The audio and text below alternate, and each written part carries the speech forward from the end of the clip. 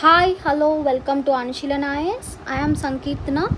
This is Polity PYQ session for the Prelims 2015 paper.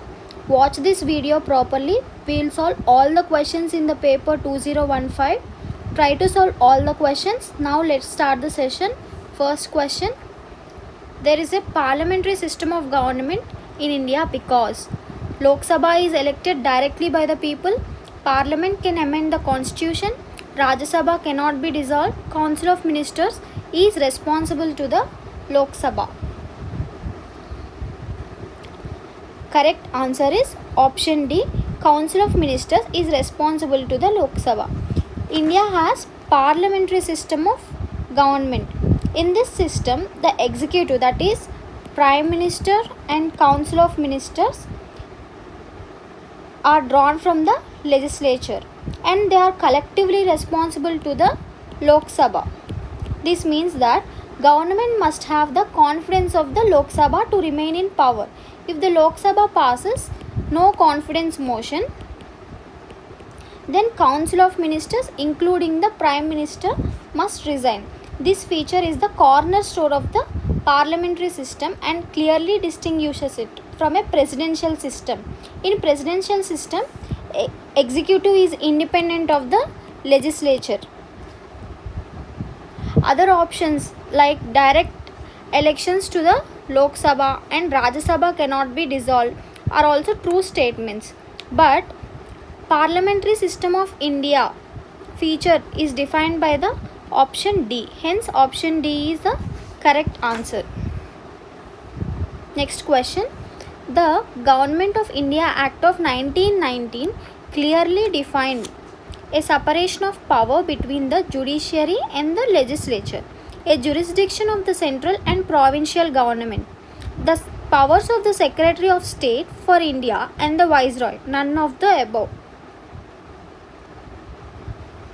Answer is option B, the jurisdiction of central and provincial government.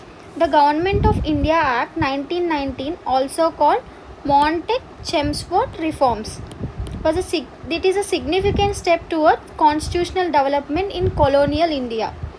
One of the main important features of this act was it clearly defined the distribution of powers between the central government and provincial governments for the first time. This was done through the introduction of diarchy, where subjects are divided into two categories, that is reserved.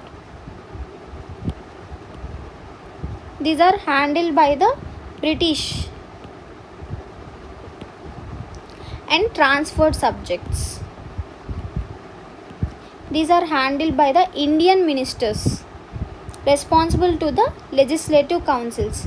This laid the foundation for the federal structure that was later developed in the Government of India Act 1935, ultimately in the Indian Constitution.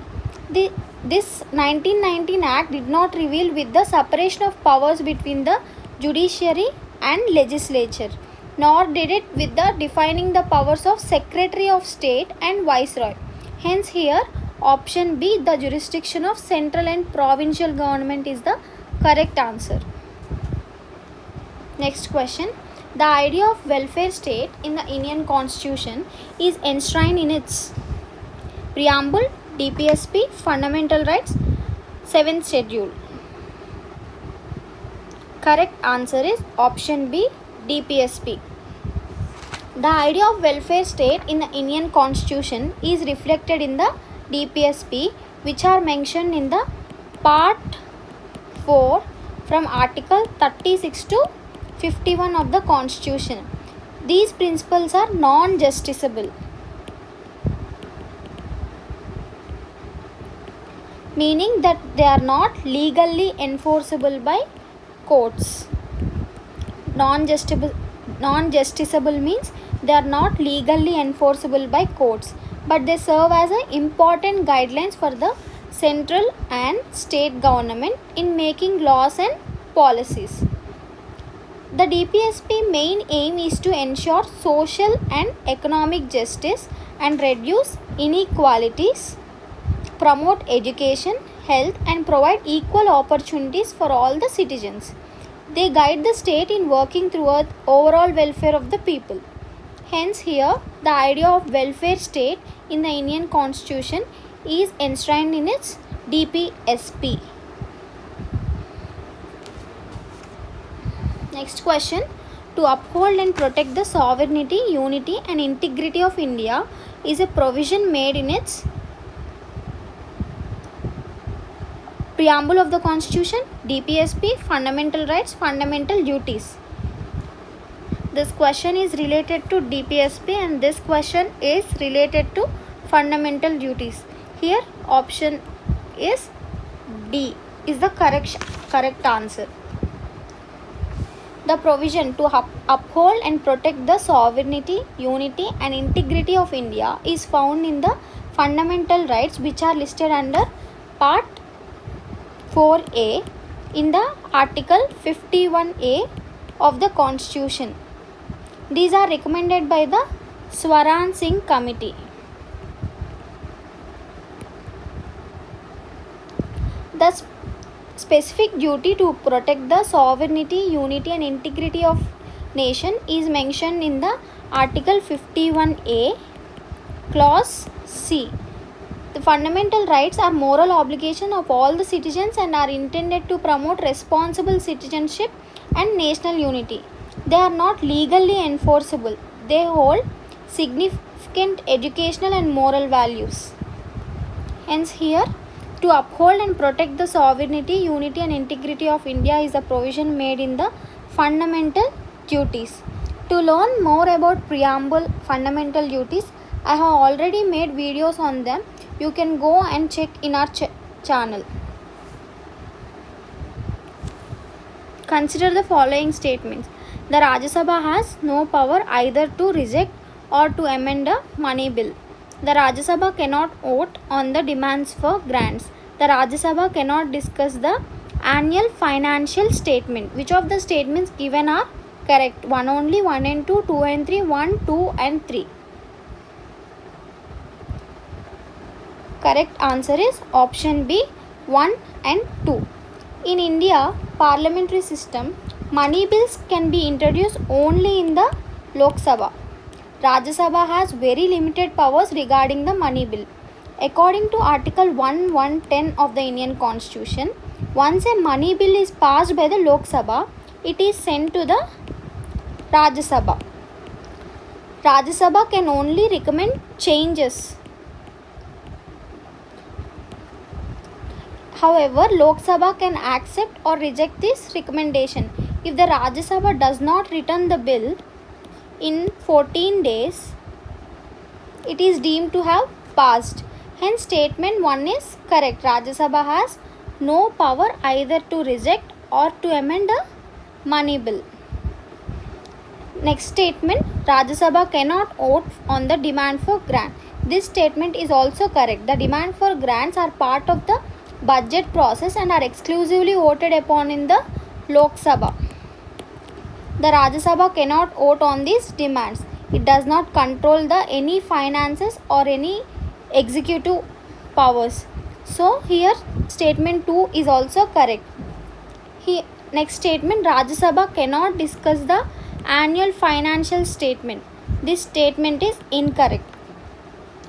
Rajya Sabha cannot vote on the budget or demand for grants. It can discuss the annual financial statement, that is union budget.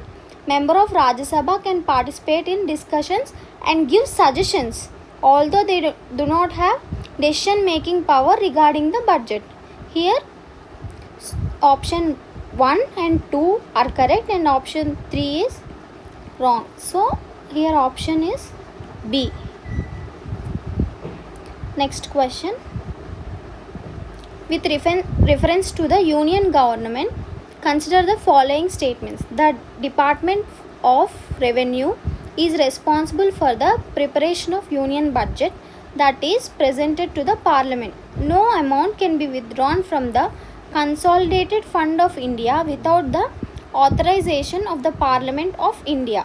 All the disbursement made from the public accounts also need the authorization from the Parliament of India. Which of the following statements above are correct? Correct answer is option C, 2 only. Among the given statements, only statement 2 is correct. It is a constitutional requirement that no money can be withdrawn from the Consolidated Fund of India without the authorization of Parliament. This is clearly mentioned in Article 266, Clause 3 of the Constitution. The Consolidated Fund of India includes all the revenues received by the government and all the loans raised, and Parliament approval is very essential for any expenditure from that. Here statement 1 is incorrect because the Department of Economic Affairs, not the Department of Revenue, is primarily responsible for the preparation of Union budget. Both the departments are under Ministry of Finance, but the Economic Affairs Department handles the budget making process, including estimating receipts and expenditure. And statement 3 also incorrect. The Public Account of India, it is under Article 266, consists of funds like Provident Fund, small savings and other deposits. They are not part of the general government revenue, and the disbursement from the public account do not require Parliament authorization. The government acts as a trustee for these funds and can withdraw as per rules. So here only statement 2 is correct, making option C correct answer. Next question. When the bill is referred to a joint sitting, both the houses of the Parliament has to be passed by a simple majority of the member present at voting, 3/4 majority of the members present at voting, 2/3 majority of the house, absolute majority of the house. Answer is option A, simple majority of the members present at voting. When a bill that is other than a money bill or a constitutional amendment bill is stuck due to a disagreement between the Lok Sabha and Rajya Sabha, the President may summon a joint sitting of both the houses under Article 108 of the Indian Constitution. In such a sitting, members of both the houses meet together and the bill is passed by the simple majority, that is members present at voting. This means more members must vote in favor than against without requiring a fixed number like 2/3 or absolute. Therefore option A is correct answer. Next question. Consider the following statement. The Legislative Council of a state in India can be larger in size than the Legislative Assembly of that particular state. The governor of a state nominates chairman of Legislative Council of that particular state. Which of the statements are correct?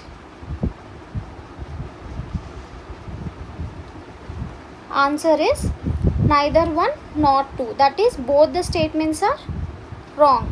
Statement 1 is incorrect because size of a state legislature,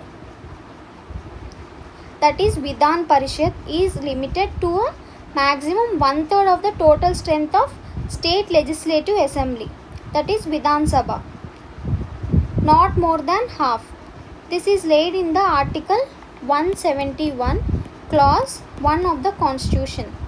And the statement 2 is also incorrect statement. The chairman of Legislative Council is elected by the members of the council from among themselves, not nominated by the governor of the state. Hence both statements are wrong. Next question. Who or which of the following is the custodian of the Constitution of India? President of India, Prime Minister of India, Lok Sabha Secretariat, Supreme Court of India. Answer is Supreme Court of India. The Supreme Court of India is considered as the custodian of the Constitution because it has ultimate authority to interpret and protect the Constitution. It has a judicial review and can examine whether laws passed by the legislature or actions taken by the executive are in line with the constitution. If any law or action violate the constitution provision, the court can declare it unconstitutional and void. Hence here option D is correct answer. Next question, the fundamental object of the Panchayati Raj system is to ensure which of the following? Correct answer is option A.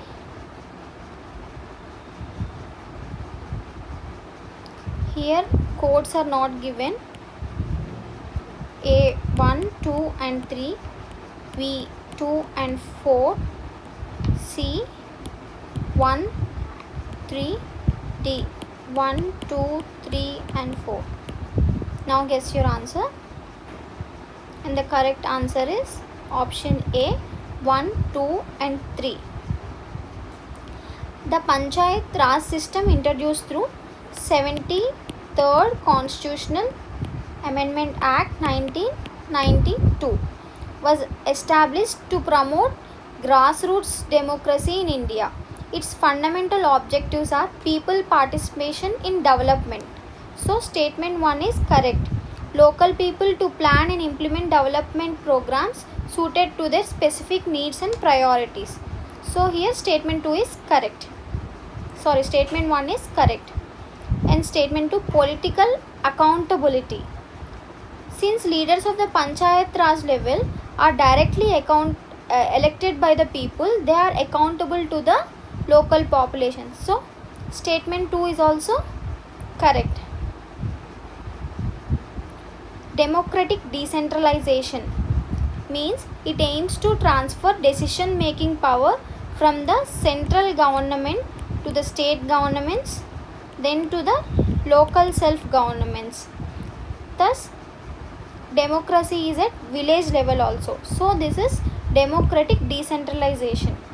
So statements 1 and 2, 3 are correct. Here financial mobilization, statement 4 is not primary objective of the Panchayat Raj system. While Panchayat do receive funds and can collect their own taxes, mobilize large scale financial resources is not their core function or goal. So correct answer is A 1, 2 and 3.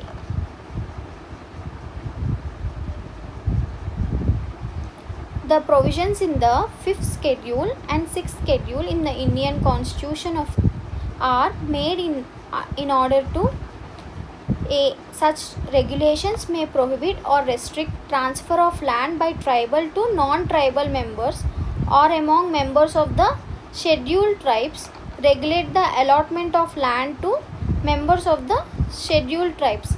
5th and 6th schedules in the Indian Constitution protect the interests of the scheduled tribes. B. Determine the boundaries between states. C. Determine the powers, authorities and responsibilities of panchayats. D. Protect the interest of all borders of states.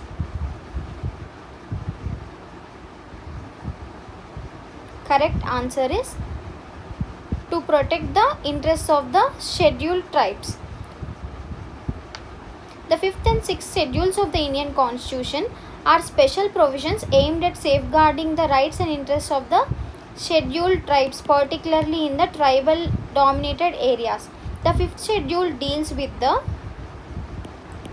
administration and governance of the scheduled areas in states other than northeastern states and empowers the governor to regulate the application of laws in these areas to protect the tribal customs and land rights.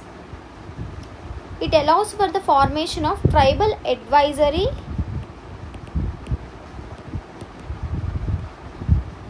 councils and to regulation of land transfer, often prohibition restricting the transfer of land from tribal to non-tribal people to prevent exploitation. Again, in the 6th schedule areas, it deals with the application in the northeastern states like Assam, Meghalaya, Tripura and Mizoram. It provides for autonomous district council which have legislative, administrative and judicial powers to preserve tribal identity and self-government. These schedules are not about defining state boundaries or panchayat raj powers or protecting the border states in general.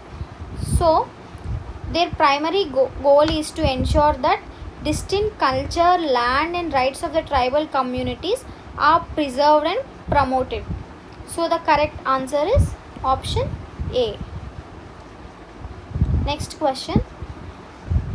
With reference to the 14th Finance Commission, which of the following statements are correct? It has increased the share of states in the central divisional pool from 32% to 42%. It has made recommendation concerning sector specific grants. Select the correct answer using the codes. 1 only, 2 only, both 1 and 2, neither 1 nor 2.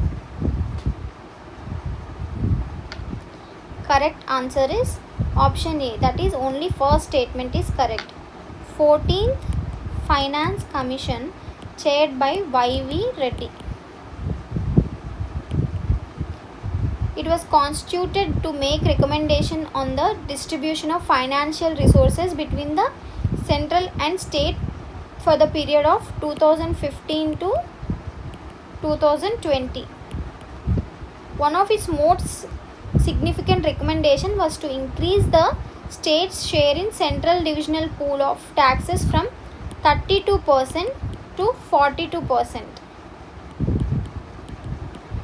giving states more autonomy and flexibility in the use of funds.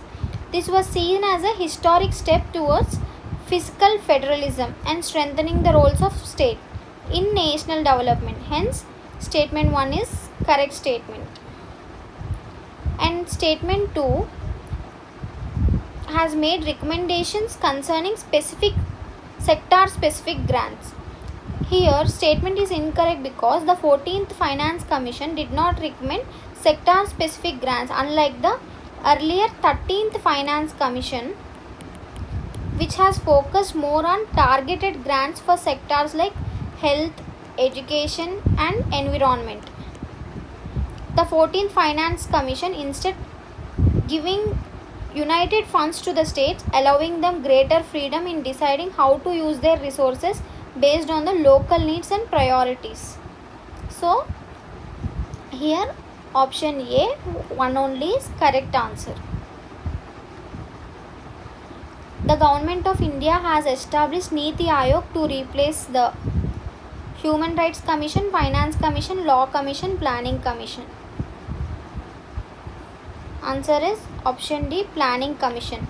Government of India Act established Niti Aayog on 1st January 2015 to replace the Planning Commission. The Planning Commission was set up in the year 1950. Centralized planning model and played a key role in India's 5-year plans. However, on time it was seen as outdated and disconnected from the ground realities of Indian diverse state. Niti Aayog was introduced as a more flexible and cooperative institution focusing on bottom-up approach, promoting cooperative federalism and encouraging state-level participation in national planning. Unlike Planning Commission, Niti Aayog does not have power to allocate funds to states.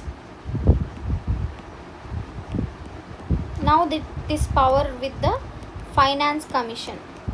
Hence here option D, Planning Commission. Next question. The executive power of Union of State is vested with the Prime Minister. The Prime Minister is the ex officio chairman here of Civil Service Board.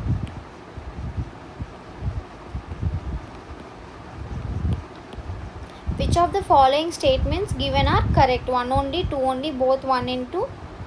D, neither 1 nor 2. Here correct statement is D. Neither 1 nor 2. Statement 1 is incorrect because executive power of the Union of India is vested in the Prime Minister. According to 53 article of the Indian Constitution, the executive power of the Union is vested with the President of India, not the Prime Minister of India, who has exercised it directly or through officers subordinate to him. Although Prime Minister is the real head of the government and leads the Council of Ministers, the constitutional executive authority formally lies with the President of India. Statement 2 is also incorrect because the Prime Minister is the ex officio chairman of the Civil Service Board is an incorrect statement. The Civil Service Board deals with the matters like posting, transfer of civil servants, especially IAS officers. It is usually headed by the Cabinet Secretary, not by the President of India. Hence, both the statements are incorrect statement, making correct answer option D, neither 1 nor 2. This is today's session. If you want some more interesting content like this, please subscribe to our YouTube channel, and you can also join our Telegram channel AnusheelanIAS. You can also download our app from your Play Store, AnusheelanIAS. Thank you.